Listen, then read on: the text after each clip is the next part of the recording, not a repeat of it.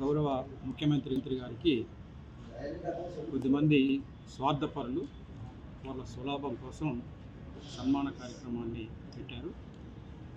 నేను Madiga employees federation రాష్ట్ర అధ్యక్షుడిగా దాన్ని ఖండిస్తున్నాం.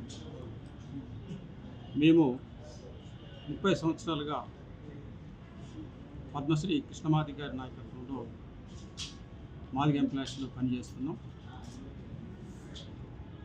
మాకు ఎలాంటి సమాచారం వాళ్ళు ఇవ్వలేదు. కృష్ణమాది గారికి కూడా ఎలాంటి సమాచారం ఇవ్వలేదు.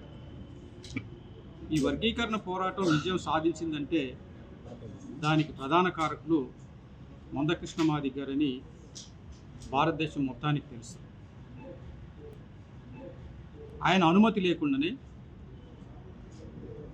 ఆయన నాయకత్వంలో పనిచేసే మాదిగ ఎంప్లాయీస్ ఫెడరేషన్ అయిన మాకు సమాచారం లేకుండానే రేపు 6వ తారీఖున వాళ్ళు ముఖ్యమంత్రి గారికి సన్మానం చేస్తున్నామని చెప్పి ఒక ప్రొఫెసరు ఉస్మానియా యూనివర్సిటీలో పనిచేస్తాడు. ఆయనతో పాటుగా ఎస్సీ ఎస్టీ సంఘాల్లో పనిచేసే కొద్దిమంది స్వార్థపరులు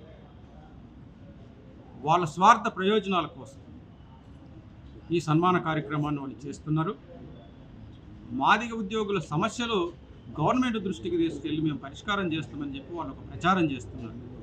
అయితే ఆ ప్రొఫెసర్ని నేను అడుగుతున్నా, ఆయనకే సమస్య వస్తే ఆ సమస్య కృష్ణమాది గారు వచ్చి నిలబడి పరిష్కారం చేసేంతవరకు ఆయన బయటకు వస్తాడన్న విషయం కూడా ఆయనకు తెలియదు. అది అందరికీ తెలుసు. ఆయన ఎక్కడ పెట్టారో తెలుసు, ఆయన ఎక్కడున్నాడో తెలుసు. ఆ లెఫ్ట్ రైట్ అనుకుంటూ తిరుగుతాడు. ఆ లెఫ్ట్ రైట్ అనుకుంటూ తిరిగి ఆయన్నే తీసుకెళ్ళి లోపల పెడితే ఆయన్ని బయటికి తీసుకొచ్చింది కృష్ణమాది గారు.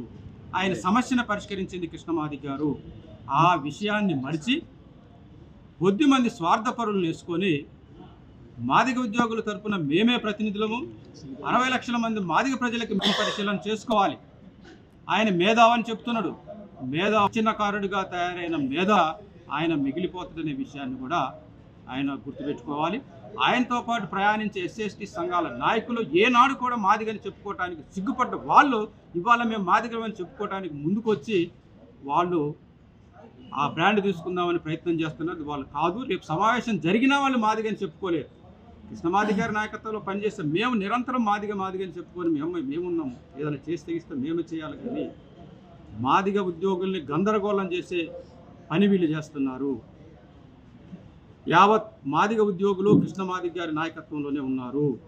కృష్ణమాది గారు ఏ పిలిపిస్తే ఆ పిలుపుకు అనుగుణంగానే స్పందిస్తారు.